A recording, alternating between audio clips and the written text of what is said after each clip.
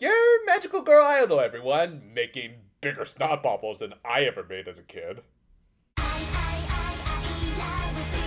We opened this week with, thankfully, just a condensed recap of the last episode that was also justified, as it has been 2 weeks. Kokoro had her Kokoro broken over seeing her idols throwing hands with giant mullet monsters, leaving her rightfully unsure if she even wanted to join their ranks. A little touch I really liked here was how Uta and Nana seemed to have opposite expressions, with the former keeping hopeful that Kokoro was about to join them, while Nana clearly knew what was coming. It was basically the difference between looking at a glass half full versus empty, which in this moment at least, it was a case of the latter. Just all in all, really well done scene that also foreshadowed stuff for later in this episode. Later, the Cures and the Space Bunny in training tried to calm their nerves with some drinks. Who? You? No. Yes, no. And thankfully, Tanaka proved to be the most base character in this show by not spoiling Prurin, and just told her to follow through with what she started by offering Kokoro the brooch.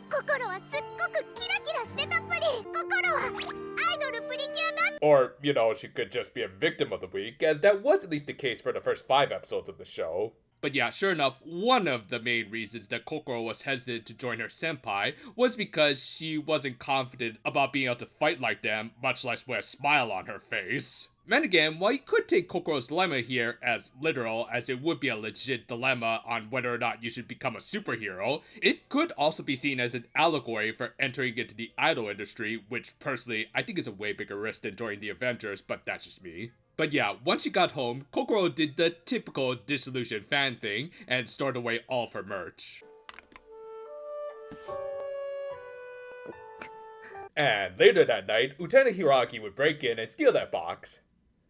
Come on, just trying to lighten up the mood. The next day, Uta and Nana tried to talk to Kokoro, but of course she had gone home early without even going to her idol club. Fortunately though, Mikoto was willing to give out her address, which, considering what's going to happen by the end of this episode, would this count as doxing? Well, she wasn't home anyway, and instead was exchanging a little exposition with the dancer kid from the last episode that hinted at her having some past traumas that dancing apparently helped to block out the bad memories of. And based on what the Cures ended up discussing with her granny, it might have been in relation to her late father, which, yeah, we're not on peace levels just yet, but we're getting there. As a result, dancing was likely a bit of a coping mechanism for her. No,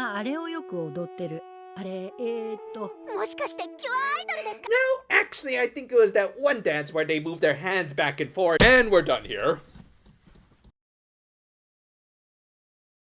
But yeah, while the episode doesn't spell it out, I think another thing that might be bothering Kokoro about the Precure fighting monsters is, well, the simple fact that, yeah, it is a bit of a life or death job, and she likely doesn't like to associate the latter with what's supposed to get her mind off of her dead dad. Yeah, you see what I mean when I say Precure can tackle these heavier subject matters? Anyway, another takeaway that the two got from Granny was Kokoro's tendency to bottle up her emotions. Thus the Cures went to look for her, with Granny giving them more directions, as though this were a freaking JRPG or something. And even though she had almost started singing Uta's song, Kokoro still showed hesitance even associating with them, as she was supposedly trying to move on from them, but just couldn't. And again, just a lot of good direction here in getting across Kokoro's sorrow, like just this one overly dramatic teardrop.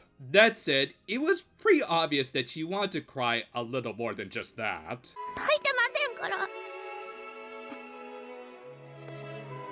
Okay, Uta, this is a make or break moment for you. So what are you gonna choose? Are you gonna say some sort of pointless little platitude, or an actually good piece of advice? Kokoro-chan, 何ですか? 我慢しなくていいんだよ. You have chosen wisely. Seriously, good on Uta for not trying to do something overly positive or patronizing, like saying there's nothing to cry about when really everyone needs to cry every so often to relieve some sort of stress or hang-up, and it can really help way more at times than just some false hopes. Of course, afterwards, you can do the whole friendship thing as a form of aftercare, but again, just remember that very important order of things. Girl, you wouldn't be able to last a second in the world of Symphogear. With that, Kokoro was able to take her idol goods out of the closet, though at times like this, it also might be a good idea to do a little reorganization. Just saying, if you have time to move around your collection, you have time to put up a new display stand or two. I have no idea where I could put another display stand with all of this, but you'll figure it out eventually. Meanwhile, Cutty reported in about learning about Kokoro potentially becoming another Precure. Now, of course, he and Starscream didn't think much of it at first. あんたってやつは何も分かってないね。少しでも可能性があるやつの目は。Wow, a villain who actually has 2 brain cells. That's different. Thus, the latter decided to set up a little trap for Kokoro by creating a fake Idol Precure concert, which, yeah, figures that these villains would commit copyright infringement and defamation against our heroines. Though, to be fair, it was a good plan, as not only did legit lure out Kokoro, but it also got him an ideal victim of the week. Called it.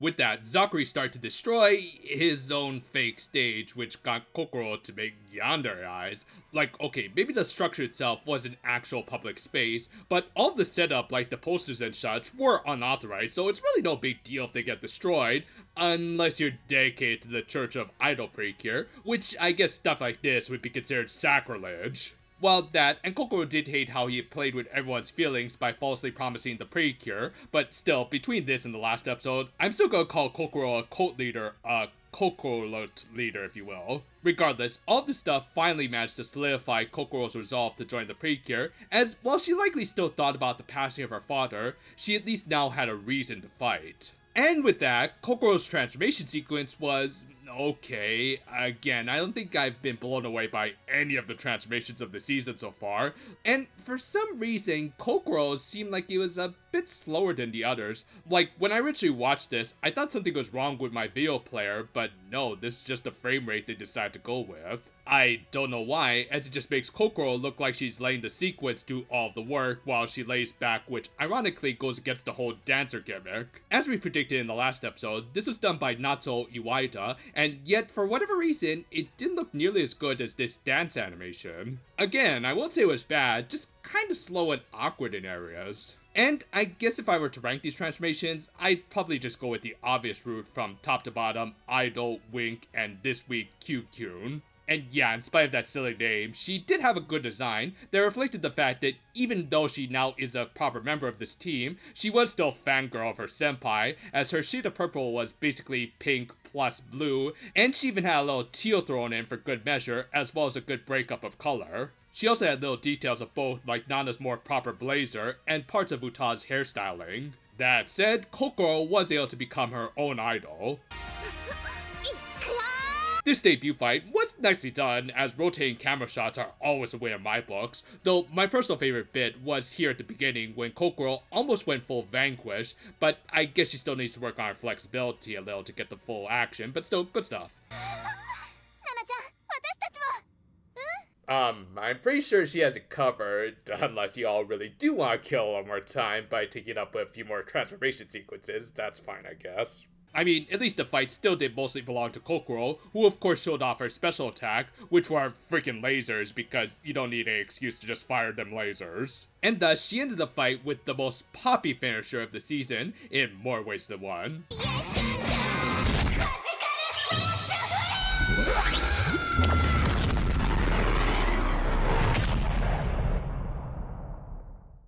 Also, I kind of joked about this last week, but now she really is just doing that one McDonald's pose. With that though, they saved the dancer dude, and the episode ended with Kokoro properly turning down his invite to their club, and her own declaration that she'd someday catch up to her senpai cures. This was a really well done debut episode for the final member of this core team of cures. And of course, Kokoro was the star of the show. But her teammates also had some good moments that did take away anything significant from their Kohai's debut. It was mostly a simpler, yet still really effective debut, which is all I really asked for, but it also did have some stronger moments too.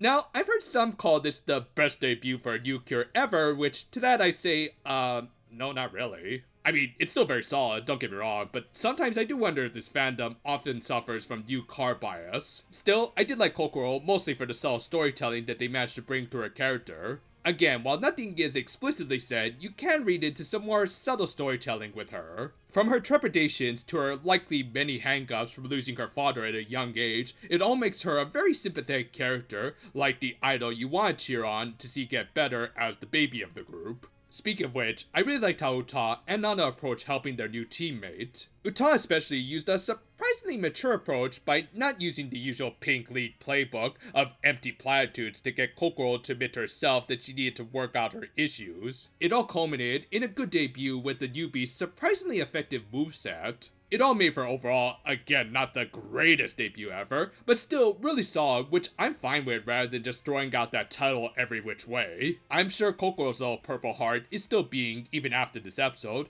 though if it doesn't stop, maybe you should also take some gas X just in case. Thank you for watching, and if you're reorganizing your collections, well, you can always watch some of our other videos to keep you busy while you do it. As always, we try to provide some level of quality for these reviews, even if the season has been killer on my sleep schedule. Look forward to Red Ranger Isekai tomorrow, and until then though, fair for now my friends, and oh, looks like my new display stands are here. I think I bought them from some place called IKEA. How much exactly is some assembly required?